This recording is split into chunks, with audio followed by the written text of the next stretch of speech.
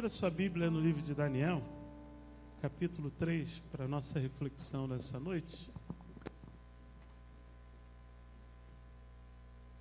A expectativa que devemos ter num culto coletivo como esse é de que nossa mente e nosso coração sejam envolvidos pelo Senhor. E ao longo do culto nós possamos ouvir a voz de Deus. Porque a voz de Deus é que gera vida. Foi assim que Ele criou o mundo, não é? Através da sua voz. Ele falava, o caos ouvia a voz de Deus e a vida era gerada no caos. Nós temos alguns aqui entre nós que algum tempo atrás a vida era um caos. Ou na bebida, ou nas drogas, ou na prostituição, ou andando após ídolos, falsos deuses, enfim. Tem gente aqui que por situações diferentes a vida era um caos. Mas ouviu a voz de Deus. E quando ouviu a voz de Deus, a vida deixou de ser um caos. Ou melhor dizendo, quando deu ouvido à voz de Deus, a vida deixou de ser um caos. Por isso a nossa expectativa é maior do que avaliar se a música está boa, se está ruim, se estão afinados ou desafinados, se o pastor é um teólogo com profundidade ou raso. A nossa expectativa vai muito além disso. A nossa expectativa é ouvir Deus falando, através das canções, através da leitura, através da palavra, porque em ouvindo Deus, Ele vai organizando o caos da nossa vida. O desejo meu nessa noite é isso, que eu e você possamos ouvir Deus falando nessa noite, para que Ele vá colocando ordem no caos que porventura possa existir na vida de cada um de nós. Nós vamos ler alternadamente, eu leio os ímpares, eu peço a sua ajuda lendo os versículos pares. Capítulo 3 de Daniel, a partir do versículo 1.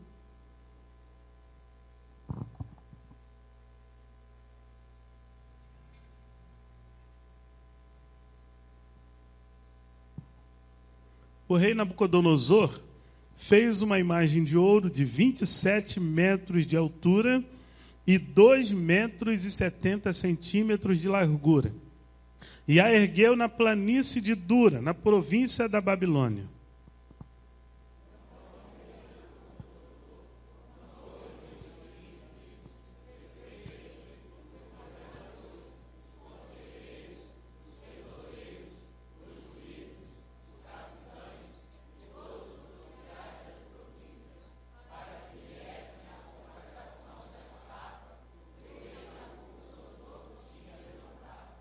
Assim, todos eles, sátrapas, prefeitos, governadores, conselheiros, tesoureiros, juízes, magistrados e todas as autoridades provinciais se reuniram para a dedicação da imagem que o rei Nabucodonosor mandara erguer e ficaram em pé diante dela.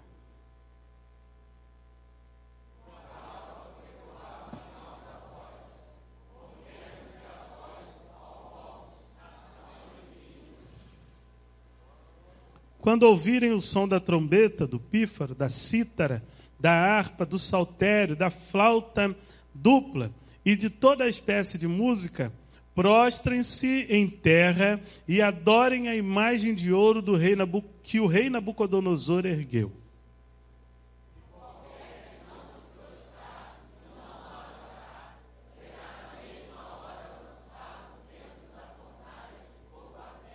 Por isso, logo que ouviram o som da trombeta, do pífaro, da cítara, da harpa, do saltério e de toda espécie de música, os homens de todas as nações, povos e línguas prostraram-se em terra e adoraram a imagem de ouro que o rei Nabucodonosor mandara erguer.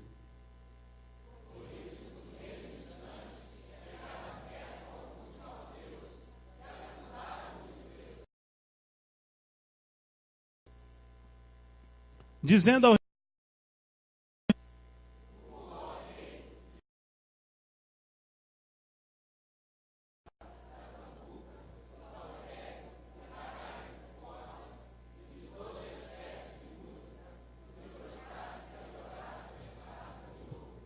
e que todo aquele que não se prostrasse em terra e não adorasse, seria atirado numa fornalha em chamas.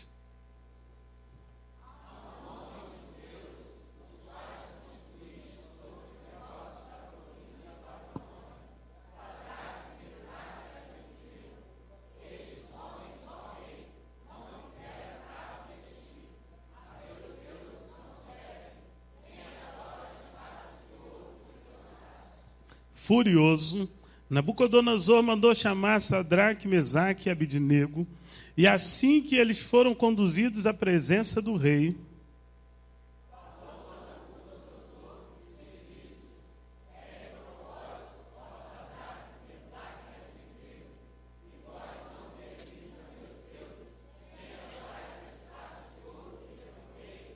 pois agora, quando vocês ouvirem o som da trombeta, do pífaro, da cita, da harpa, do saltério, da flauta dupla e de toda espécie de música, se vocês se dispuserem a prostrar-se em terra e adorar a imagem que eu fiz, será melhor para vocês.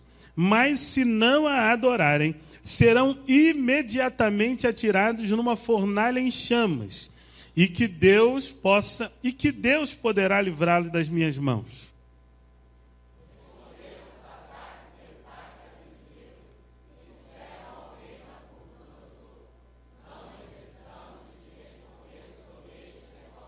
Se formos atirados na fornalha em chamas, o Deus a quem prestamos culto pode livrar-nos, e ele nos livrará das tuas mãos, ó rei.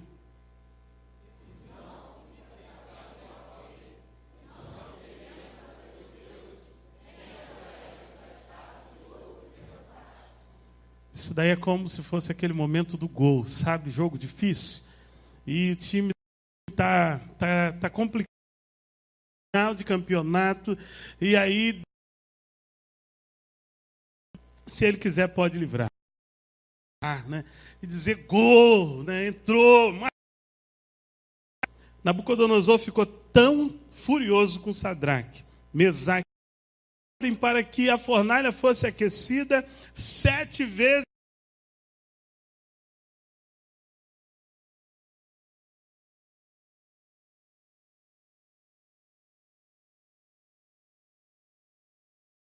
Os homens, vestidos com seus mantos, calções, turbantes e outras roupas, foram amarrados e atirados na fornalha extraordinariamente quente.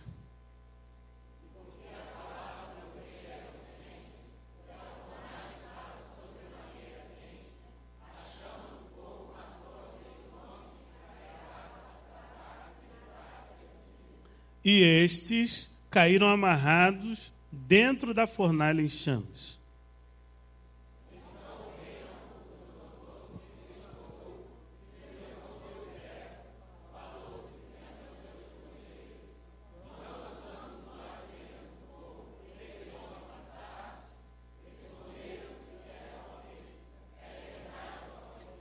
E o rei exclamou: olhe, estou vendo 4 homens desamarrados e ilesos, andando pelo fogo, e o quarto se parece com o filho dos deuses.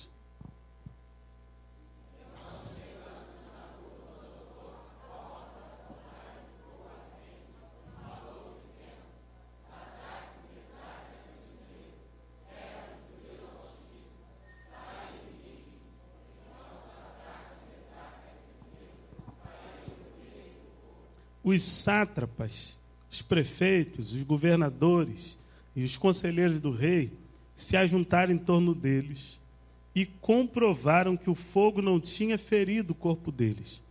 Nem um só fio de cabelo tinha sido chamuscado. Os seus mantos não estavam queimados e não havia cheiro de fogo neles.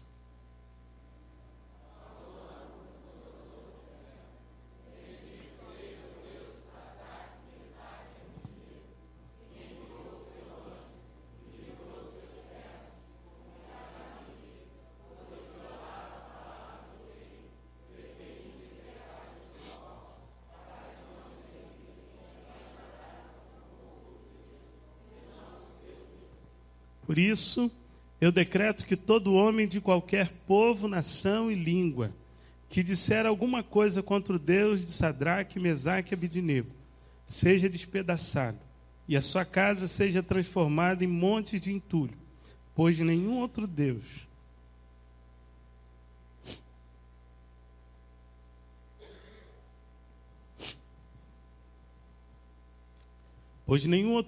é capaz de livrar alguém dessa maneira.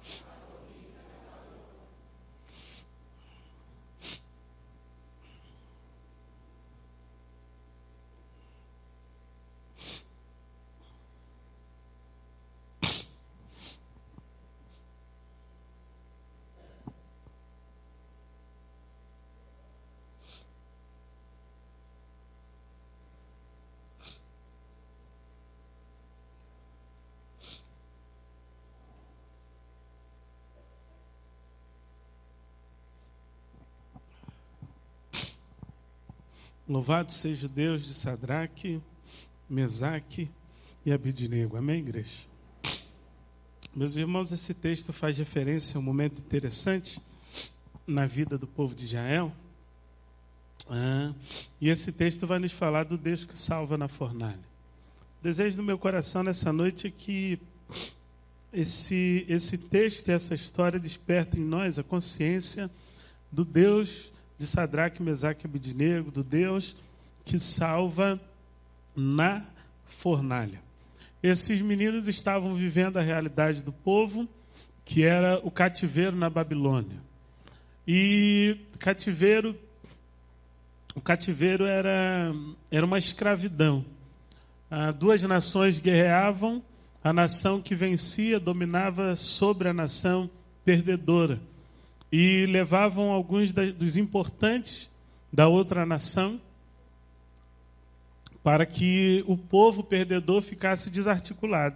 Então, os importantes eram levados para o outro país, o país vencedor, e ali eles iam servir como escravos. Era uma maneira de desarticular. O povo ficava sem liderança, e um povo sem liderança não vai a lugar nenhum. E esses que eram levados como escravos serviam ali no contexto daquele outro país, no contexto daquele outro reino. Sadraque, Mesaque e Abidnego viviam, então, essa realidade de cativeiro. É interessante porque domingo passado e hoje pela manhã a gente vem falando sobre a ideia lá, né, da Canaã, da terra prometida por Deus. E hoje pela manhã nós falamos um pouquinho da conquista da terra, né? O povo conquistou a terra. Mas aí agora à noite a gente está falando que o povo perdeu a terra conquistada e foi levado como escravo. O que foi que aconteceu? O que foi que Deus deu errado? Deus que levou-os para a terra não foi poderoso o suficiente para mantê-los na terra? Não foi essa a questão. Havia um pacto entre Deus e o povo, e Deus garantia que o povo seria vencedor em qualquer luta, em qualquer batalha, em qualquer empreitada, desde que o povo se mantivesse fiel a Ele. E também o povo já estava avisado que se eles se distanciassem e abandonassem ao Senhor, eles se tornariam vulneráveis, porque o diferencial na vida deles era o Senhor. Como falamos pela manhã, o Senhor seria a garantia de vitória na vida deles. Mas o povo, infelizmente, no momento de soberba, se afastou de Deus. E isso daí serve para abrir os nossos olhos, né? Às vezes, quando tudo vai bem, a gente acha que é tão bom que não depende de Deus, que não precisa de Deus. A gente acha que conquista pelas próprias forças. A gente acha que é capaz e autossuficiente. Quando isso aconteceu com o povo abandonou a Deus, começou a servir a outros deuses e deixou de viver uma vida de obediência ao Senhor. E não foi de um dia para o outro que o povo foi para o cativeiro, mas foi quando a insistência de abandonar ao Senhor chegou no nível em que Deus então permitiu que esse rei, Nabucodonosor, o seu reino, dominasse Israel, vencesse Israel e levasse alguns dos seus exilados para a Babilônia. Portanto, a primeira lição, na verdade, não está no texto, está no contexto, né? Que cativeiro é consequência de infidelidade a Deus. Cativeiro é consequência de afastamento de Deus. Só de falar que eles viviam fora do seu país, foram levados, obrigados para um outro país, e ali eram escravizados por aquele país, você já deve imaginar que a realidade de vida de cativeiro geralmente não é boa. É sofrimento, é imposição de angústia, de dor, saudade de casa, saudade da família, saudade da culinária do seu povo. Enfim, saudade, somada ao sofrimento dos maus tratos recebidos no cativeiro. Portanto, era essa a realidade, era esse o contexto desses meninos. Eles estavam no cativeiro, era um lugar de sofrimento. E o cativeiro era, portanto, então, consequência dessa infidelidade, do afastamento de Deus. É muito ruim quando a gente perde a visão, a perspectiva, a dimensão de quem Deus é. O pastor Celso, ele fala um negócio que já falou há muito tempo, eu gravei, a gente guardou no coração, de que, porque a gente lida com o sagrado assim diariamente, o sagrado às vezes se torna comum, né? A gente perde a grandeza do sagrado, e o sagrado, porque é falado por nós todo dia, ele se torna comum. E o sagrado se tornar comum na nossa vida é uma grande desgraça, porque a gente perde a visão, né? E a gente perde o respeito, a gente perde a consciência de com quem estamos tratando e nos relacionando. E quando a gente perde esses valores, a gente aí fica à vontade para fazer o que quer.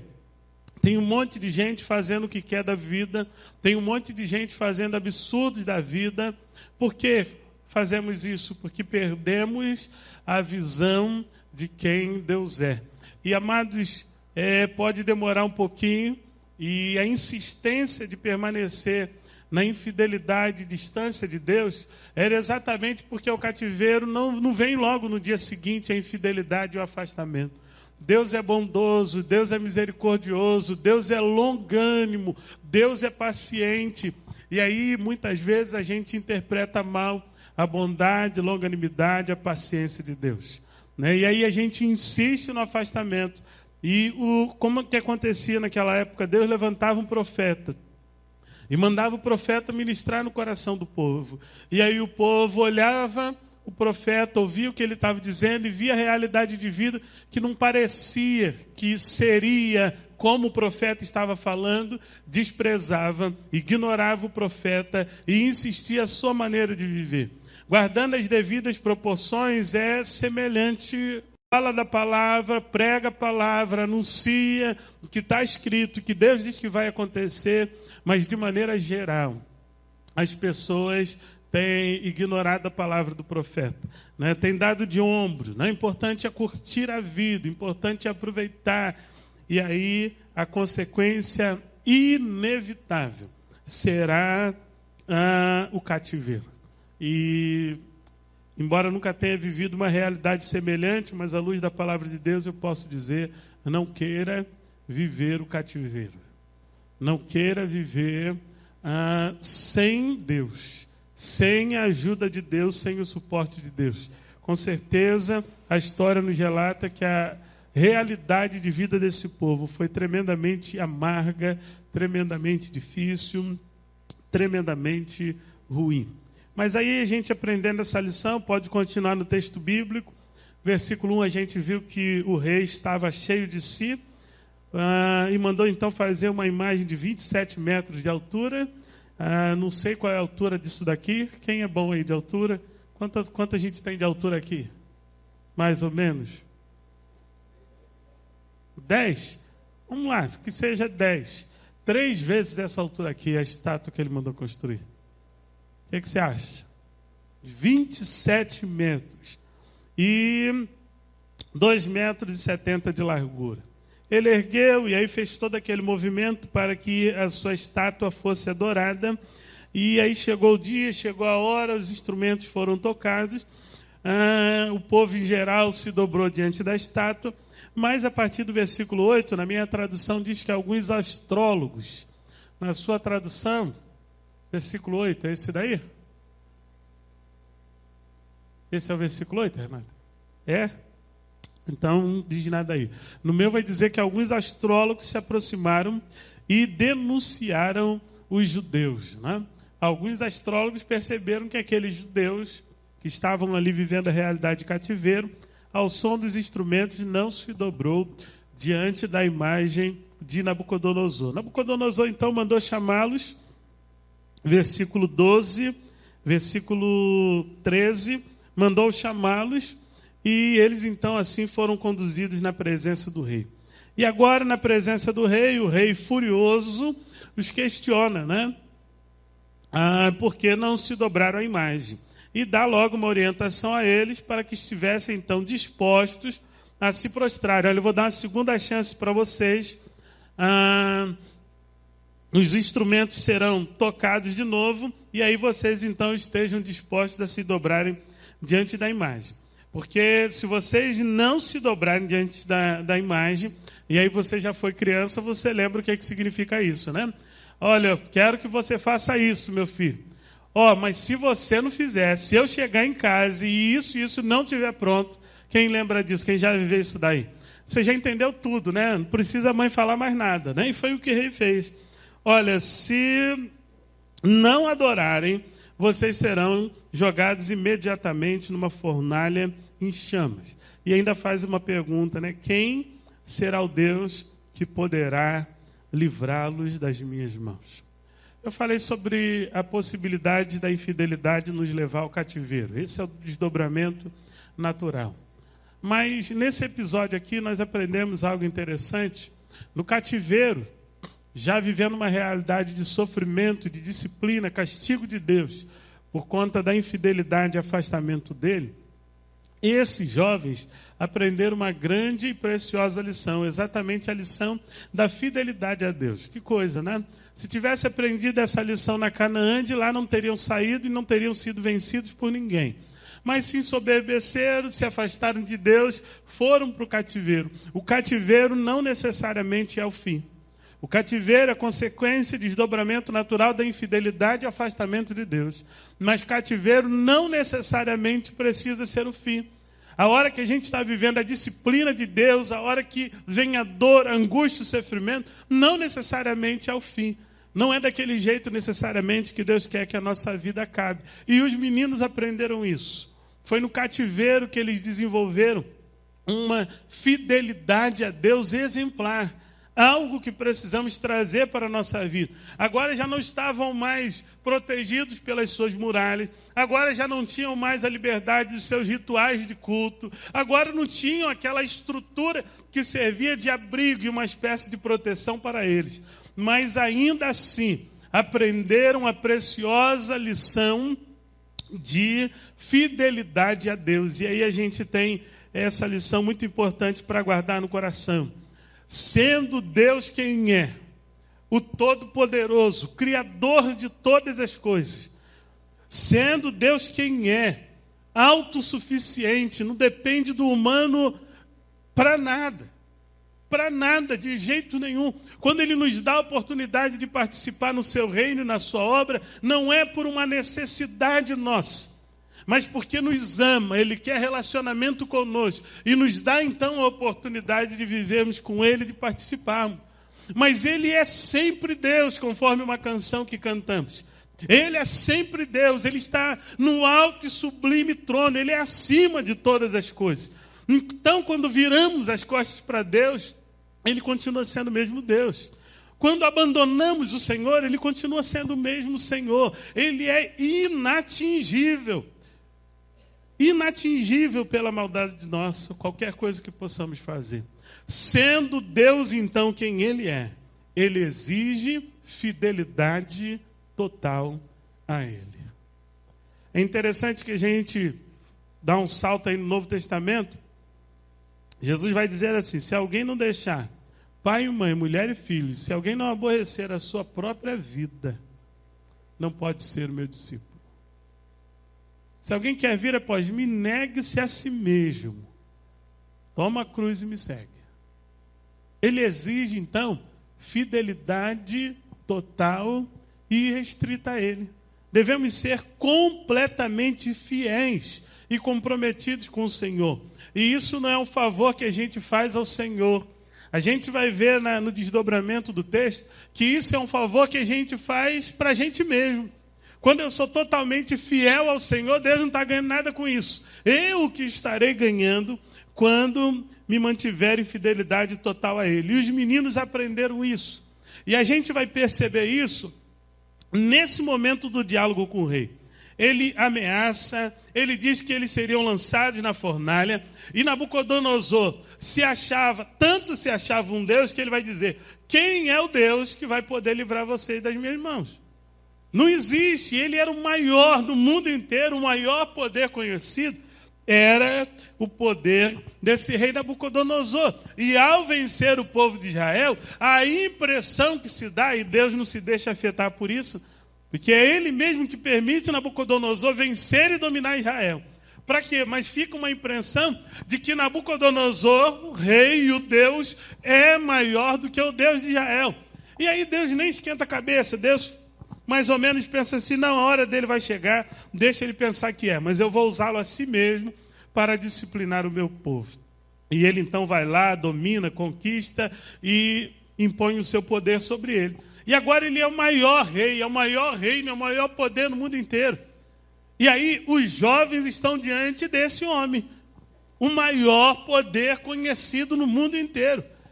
E aí esse maior poder diz para eles: olha, por que vocês fizeram isso? Foi de propósito? Eu vou dar uma segunda chance. Estejam dispostos, senão eu vou jogar vocês na fornalha. E trocando em miúdos, ele vai dizer: não tem Deus que pode tirar vocês da minha mão. Vocês têm que me obedecer, caso contrário vocês estão fritos. Aí a gente vê essa lição de fidelidade a Deus. Olha que ousadia. Alguém não consegue ser tão ousado diante de um outro alguém tão poderoso se não for pelo Espírito de Deus. E ele vai dizer: olha, nós não precisamos nos defender diante do Senhor. Mas como que não? Quem vai ser o advogado? Quem vai tomar essa causa? Quem pode ajudar? Mas essas palavras são baseadas numa convicção interior, numa convicção agora do Deus a quem eles serviam. E é por isso que eles vão dizer: nós não necessitamos nos defender diante do Senhor. Não temos necessidade. Se formos atirados na fornalha, o Deus a quem servimos pode nos livrar e nos livrará. Era a convicção deles. Nós vamos nos manter fiéis ao Senhor, porque ninguém pode fazer nenhum mal contra nós. Deus nos guarda, Deus é o nosso poder. Mas o mais interessante ainda é que a convicção é maior do que isso. Porque essa primeira parte da convicção é relativamente fácil de ter. A convicção de livramento da fornalha. Deus não deixará que eu seja lançado na fornalha. Ele diz: olha, Deus a quem prestamos culto pode nos livrar. E nos livrará.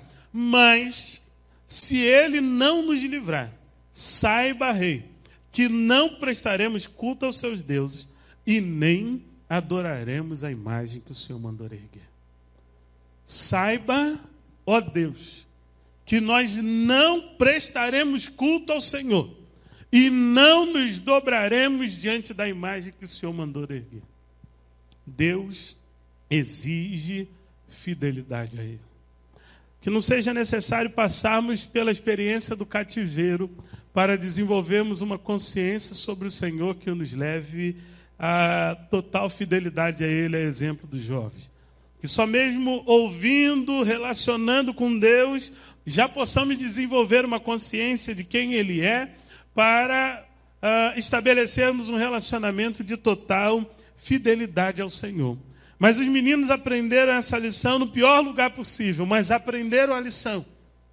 E aí dessa lição eu tiro uma outra lição muito interessante, porque eles estão dizendo: nós não vamos nos dobrar diante da sua imagem, nós não vamos adorar ao Senhor. Mas eles eram completamente, humanamente falando, vulneráveis diante daquele rei. Aquele rei, de fato, humanamente falando, tinha poder para fazer o que quisesse com ele. Tanto que o rei ameaça. Ele não queria só matá-los, ele queria jogá-los na fornalha para uma morte lenta e dolorosa, servindo de lição para os demais. Como quem dizia, aí, tem mais alguém que vai ousar contra a minha autoridade, contra o meu poder? Mas os meninos então corajosamente dizem, nós não vamos. E demonstram a convicção de fé a respeito de Deus. Ele pode nos livrar e Ele nos livrará. Mas ainda assim, se Ele não nos livrar, nós não vamos adorar a sua imagem. Eles demonstram essa fidelidade restrita, absoluta a Deus, porque eles aprenderam que Deus exige ser o primeiro lugar na nossa vida. Deus exige o primeiro lugar na nossa vida. Ele exige ser, na vida de cada um de nós, mais importante do que nós mesmos. Mais importante do que o pai, mais importante do que a mãe, mais importante do que os filhos. E aí eu lembro da história daquele hino, estou seguindo a Jesus Cristo, desse caminho eu não desisto. Quem conhece? Estou seguindo a Jesus Cristo, desse caminho eu não desisto. Não estamos começando o show da fé, né?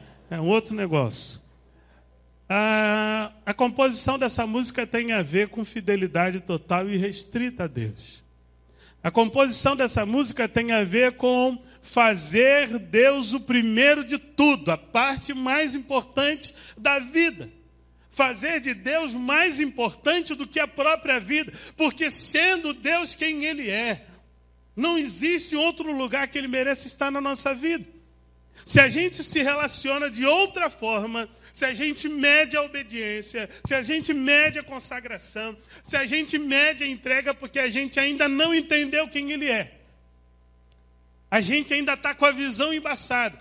Porque em entendendo quem Ele é, a gente sabe que o primeiro lugar é dedicado a Ele.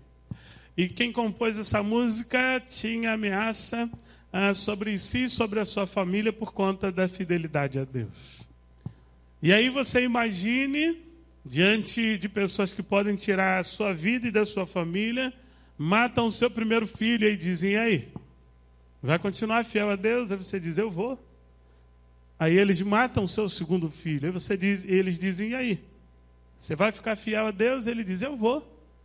Aí matam a sua mulher e dizem, ele, e aí? Você vai continuar sendo fiel a esse Deus? Agora só sobrou você, a gente vai matar você. E ele diz, eu vou continuar. E aí é a composição dessa música, eu estou seguindo a Jesus Cristo. Desse caminho eu não desisto, porque agora eu entendi quem Jesus Cristo é. Eu estou seguindo a Jesus Cristo e não volto atrás. Não volto atrás, eu estou seguindo a Jesus Cristo. Tremenda convicção do Deus a quem servia. Sabe por quê? Nem mesmo a vida tem valor se não for para ser vivida com o Senhor. Se a exigência para que sejamos mantidos vivos for abandonar o Senhor, a vida não faz mais sentido. Viver sem o Senhor não faz sentido. Então a morte é um presente. De fato, a morte é um presente. A gente não pode amar a própria vida mais do que amamos o Senhor. Os meninos aprenderam isso no cativeiro. Que a vida, comparado com a fidelidade a Deus, não tinha valor nenhum. E por isso eles têm tanta convicção, uma capacidade surpreendente de fazer uma escolha. Imagine-se agora diante do rei. Imagine uma arma apontada na sua cabeça. E a exigência é, negue ao seu Deus.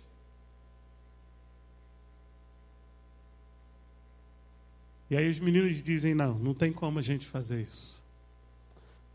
Talvez a gente pode fazer uma leitura errada e dizer, os meninos eram abusados, eram folgados.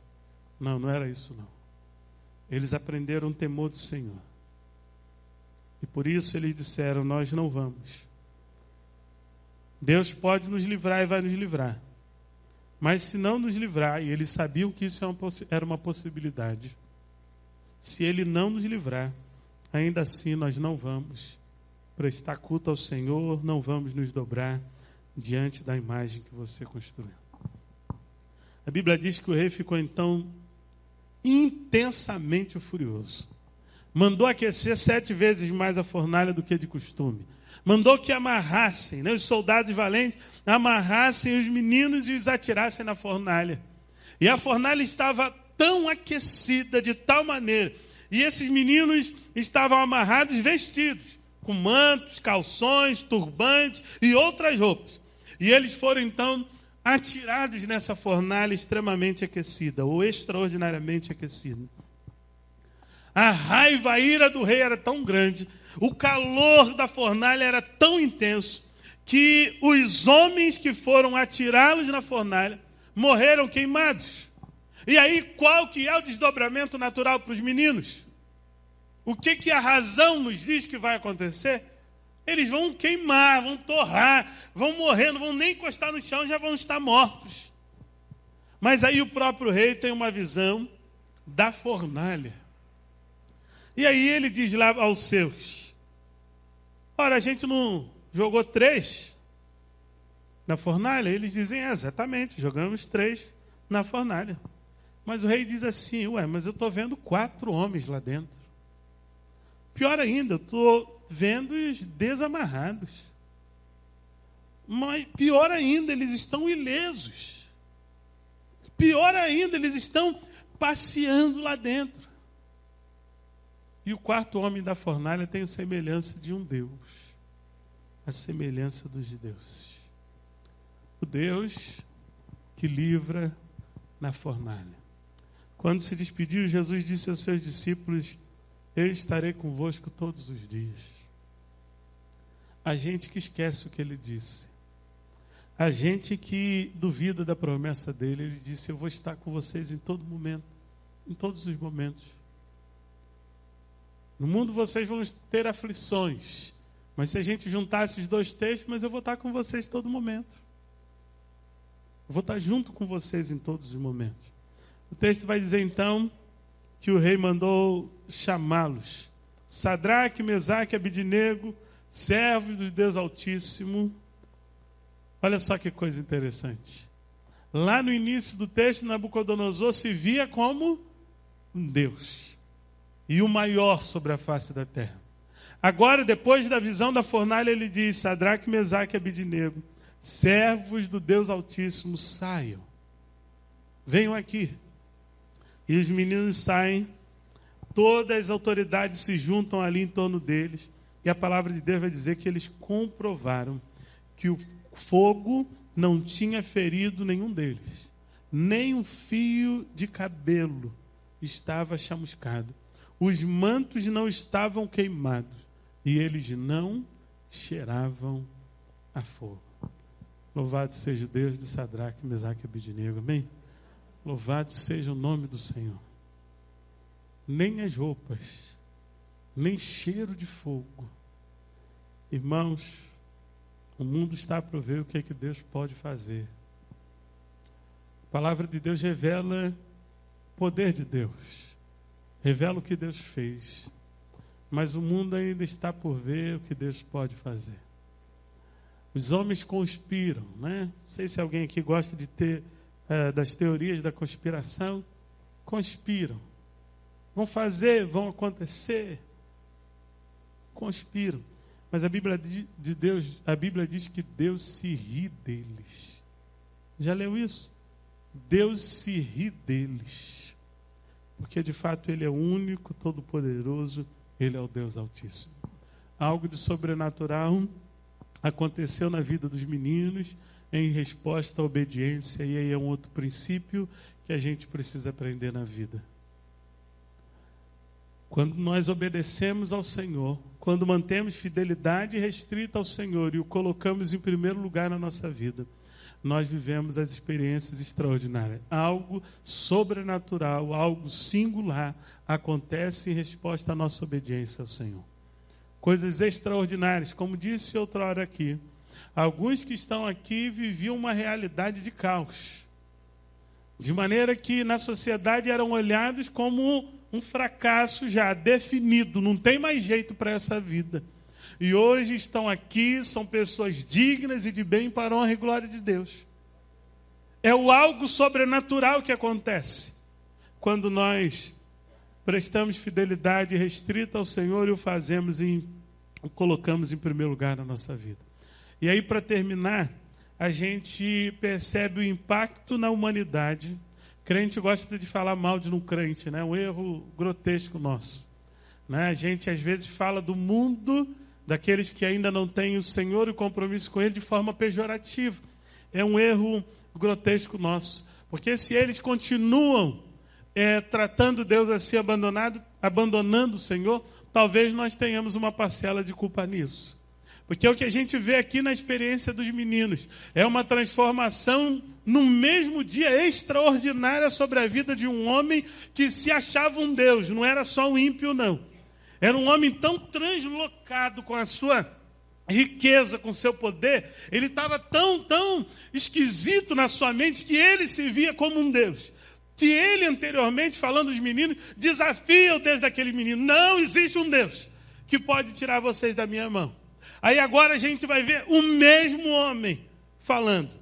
Louvado seja o Deus de Sadraque, Mesaque e Abednego. É o mesmo homem, só que agora impactado pela fidelidade dos 3 meninos. Quando nós prestamos fidelidade total e restrita a Deus, colocamos como primeiro lugar na nossa vida, as coisas extraordinárias acontecem. E mesmo os mais ímpios são obrigados a reconhecer o Deus a quem nós servimos. São obrigados a se dobrarem diante desse Deus. Louvado seja o Deus de Sadraque, Mesaque e Abednego. É a palavra que sai da boca de Nabucodonosor. Eles confiaram nele. Desafiaram a ordem do rei. E é o rei mesmo dizendo isso. Louvado seja o Deus desses meninos, porque eles confiaram nesse Deus, desafiaram a ordem de Deus, preferindo abrir mão da sua própria vida, a prestar culto e adorar outro Deus que não fosse o seu próprio Deus. Agora não é Sadraque, Mesaque e Abednego testemunhando da sua fé. Agora é um ex-incrédulo testemunhando da fé daqueles meninos. Louvado seja o Deus deles. Eles confiaram nesse Deus. Eles enfrentaram e desafiaram o rei. Eles abriram mão da própria vida. Por isso eu decreto.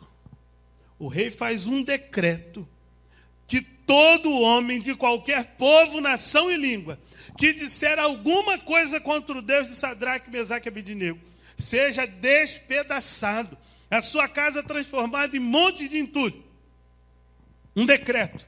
Não quero ouvir gracinha, eu não quero ouvir blasfêmia, eu não quero ouvir nenhuma palavra negativa a respeito do Deus desses homens. Porque para mim está claro e está comprovado que de fato Ele é o único Deus. Ele é o Senhor. Por isso, se alguém falar alguma coisa, a sua casa vai ser derrubada, vai ser despedaçada, transformada em um monte. E aí ele vai concluir dizendo, pois nenhum outro Deus é capaz de livrar dessa maneira.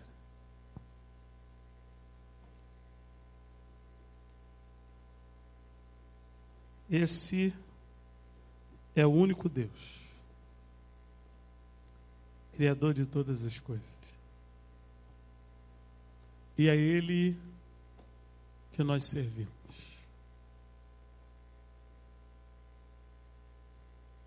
Que a palavra dessa noite nos ajude a fazer uma releitura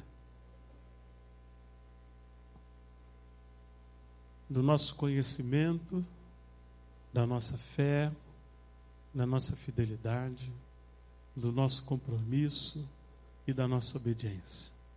Porque talvez tenhamos perdido a noção de quem Ele é. Talvez de tanto tratar o sagrado, Ele se tornou comum para a gente. Mas que em nome de Jesus possamos sair daqui impactados. Voltarmos a tratar o sagrado como ele merece ser tratado. desenvolver a fidelidade que empenha a própria vida, por conta da convicção de quem Ele é. E por conta da convicção de que sem Ele, a vida não faz sentido. Sem Ele, a vida não vale a pena. Gostaria que você fechasse os seus olhos e falasse com Deus. Qual é o padrão do seu relacionamento com Ele? É isso que você tem buscado? Fidelidade restrita a Ele? Porque você tem entendido quem Ele é, a grandeza, o poder, a majestade dEle? Você tem feito dele a parte mais importante da sua vida? Ou mais importante é você mesmo? Os seus sonhos, os seus desejos e as suas vontades?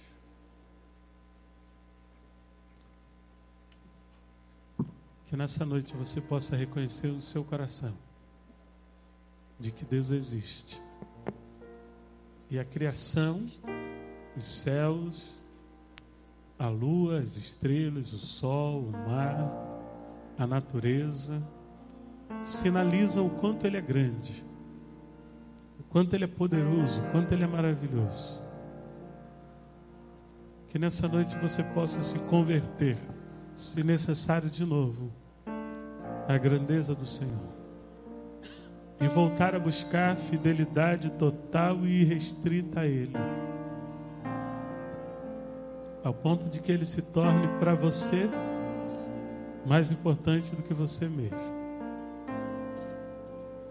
A ponto que você esteja disposto a dar tudo o que tem, até a própria vida, para a honra e glória dEle.